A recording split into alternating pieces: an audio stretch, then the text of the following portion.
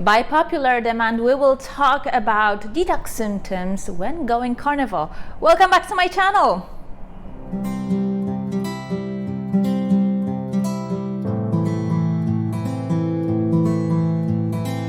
Alright, so let's start with our digestive system. It obviously has its own detox mechanisms, and whatever we eat is being handled by the appropriate enzymes, appropriate gut microbiome. So for example, if you eat a diet high in refined carbohydrates, you will have a gut microbiome that will be adapted to handling the consistent amounts of high carbohydrate diets. On the other hand, if you are on the very low carb diet, such as a carnivore diet, you will have a different type of gut microbiome that will be able to handle large amounts of animal proteins and fats. Now, our body are so wise that even toxins, just preservatives, food dyes, will develop appropriate microbes to handle them, bind them, and remove them from our bodies. Now, if all goes well, that's where it should end. But our modern diets are so unnatural that we actually manage to ruin our digestive system and breach the gut lining, allowing some of the undigested proteins, toxins, fragments of bacteria get into the bloodstream and contaminate other tissues.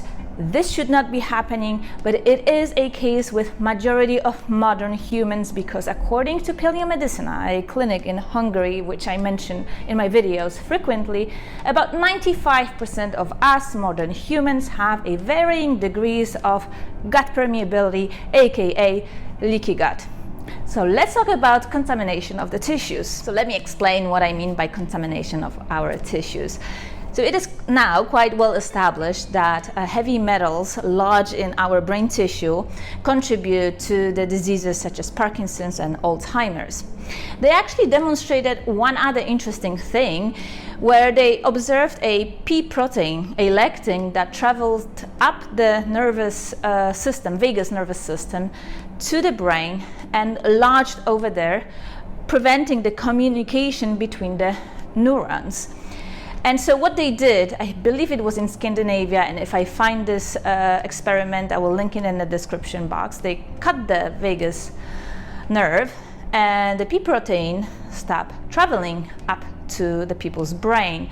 Now, my solution would be just stop eating lectins, go on a carnivore diet, and that will take care of itself. But this is a topic for another story.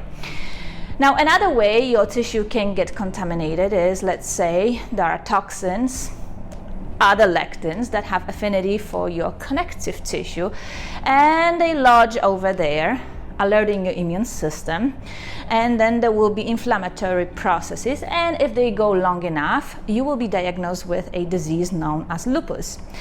On the other hand, if the undigested proteins, fragments of bacteria in particular, have affinity for your joint tissue, then you are likely to be diagnosed with rheumatoid arthritis.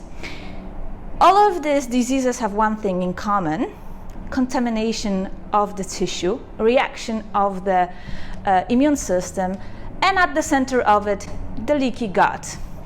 Now, the reason this is happening is that if the digestive system protections have been breached, your body will prioritize the vital organs to be protected and toxins free, and send the toxins to what it perceives least important parts of the body. So let's say if these are your joints in your extremities, that is less important than, let's say, your heart, your spleen, or your liver. And I guess the same goes for the brain tissue or the connective tissue. So it isn't so much the weakness of your body as its wisdom and the attempt to mitigate the toxic onslaught. So let's imagine a scenario. You've been on a standard American diet for the last 10, 15, 20 years, a diet laced with vegetable oils, high in refined carbohydrates. Maybe you're drinking, even if on the weekends, but if you do it for the last 10, 15, 20 years, it will add up. Worse yet, if you like your beer, that will really ruin your hormones and your gut microbiome. And then maybe you smoke off and on, and along the way you started taking some painkillers. It started once a month, then every other week, then weekly, and then now daily. And you also started taking some high blood pressure medication and maybe some metformin because you are pre-diabetic or just about to be diabetic. And now you decided to go carnivore. You are 2 or 3 weeks into it and you are feeling horrible, like the world is coming to an end. It's not only cravings, but you have a headache, you are sweating, you are feverish, your nose is stuffy, to name a few.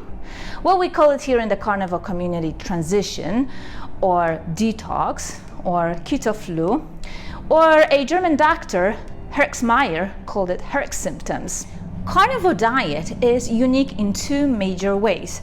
One, it is the ultimate elimination diet. You are only eating the most digestible, bioavailable animal proteins and nothing else. No other proteins that could have any anti-nutrients. So that's one. 2, if you stick to the carnivore diet, eating meat, fat, salt, and water, you will also be in ketosis.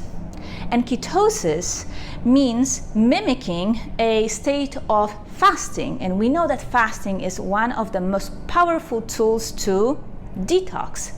And I just demonstrated to you that our bodies are so contaminated. So when you go on the carnivore diet, a very powerful detox happens very quickly, and a lot of people experience this with a variety of all kinds of symptoms. So the first thing that happens is the changes into your gut microbiome.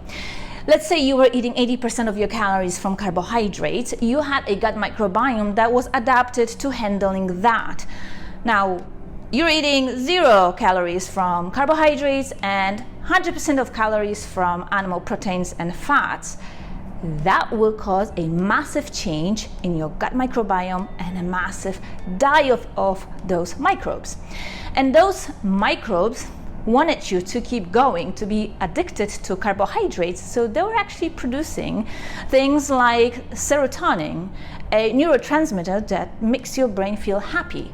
So when that goes away, and before another group of microbes will take over your gut, you will start feeling groggy, you will start experiencing a mental fog, you will be in a bad mood, you will have hard time concentrating, and you will have massive cravings because those carbohydrate dependent microbes will not want to die and they will let you know.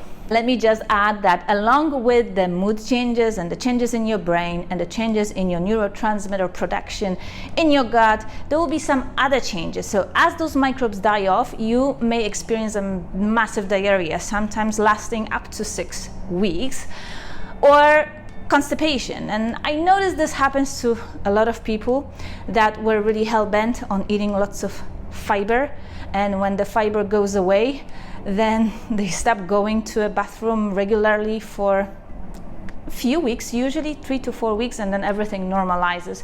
So do expect this as well to happen.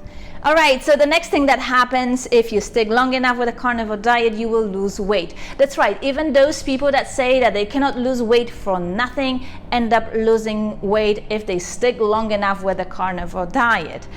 Now, when you start losing weight, you also start releasing toxins, because one other way our body deals with toxins it doesn't know what to do with is to trap it in our fat tissue. So when you start losing weight and start losing it rapidly, all those toxins too get released and they make it to our lymphatic system and sometimes to our blood. And that too can give you detox symptoms, and it's part of it, where you will feel groggy, moody, you will not have a lot of energy. But again, this is all temporary and it will go away. It is all in the realm of transition or detox symptoms when you go on carnivore. Keep in mind, we are talking about the most powerful detoxing tool that the carnivore diet is. All right, next thing you need to know that happens when you go on carnivore diet is that our immune system will get engaged in the process of detoxing as well. As I mentioned earlier, a carnivore diet is the ultimate elimination diet, so all you are eating is 100% bioavailable food, meaning you are not delivering any toxins, so everything that was collected your body will start dumping. Now, another aspect of it is that you will be in ketosis, which our body interprets as being in the fasted state. And during fasting, there is this amazing process that happens called apoptosis, cell death. This means that any dysfunctional, damaged cell will be destroyed and removed from our body, and our body will start repairing everything. Now, when this happens, fragments of proteins, toxins will alert our inflammatory cytokines, so our immune system will start also getting busy trying to clean all the damaged proteins and toxins that shouldn't be in our bodies, causing things like headaches, temperature, maybe joint pain, nausea, or general malaise, just as if you were getting a viral or respiratory infection. And it is all part of the process. It is a really genius aspect of our body and a wonderful feature of the carnivore diet that allows you to do this. You stop the onslaught of all the toxins, yet you're giving all the nutrients that your body needs, and you are start detoxing like crazy. There was actually a German doctor, Herxheimer, who observed a set of symptoms when he was treating his patients with antibiotics, and so he classified it as a Herx symptoms because there was a detox symptoms that was happening when there was a bacterial die-off in his patients, and he basically didn't treat it. He just explained to his patients what was happening, because they had all the same symptoms: general malaise, fevers, nausea, joint pain, feeling groggy, mental fog, or being really, really tired. And if you hear somebody talking about Herx symptoms, they are talking about detox symptoms as well. Given our modern lifestyles and diets, just about everybody goes through varying degrees of adapting to the carnivore diet, experiencing detox symptoms. And it could be as little as 7 days, especially if you had a history of going into the ketosis on the ketogenic diet.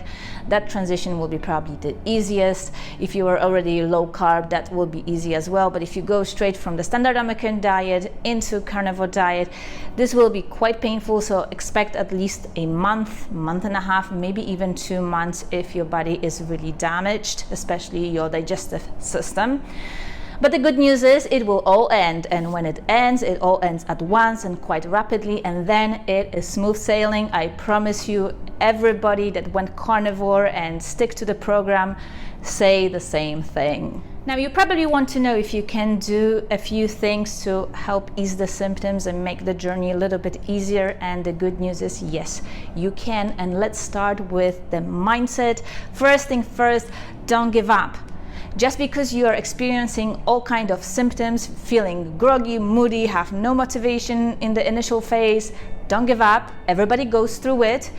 Keep it going. You are doing great. In fact, let's use some neuro-linguistic programming reframing, and the moment you start experiencing symptoms of withdrawals from carbohydrates, grogginess, lack of focus, maybe feeling tired, this is a sign that you are succeeding, that you are doing what you are committing yourself to do, and the end is near. And if you are going through hell, keep going, keep it moving.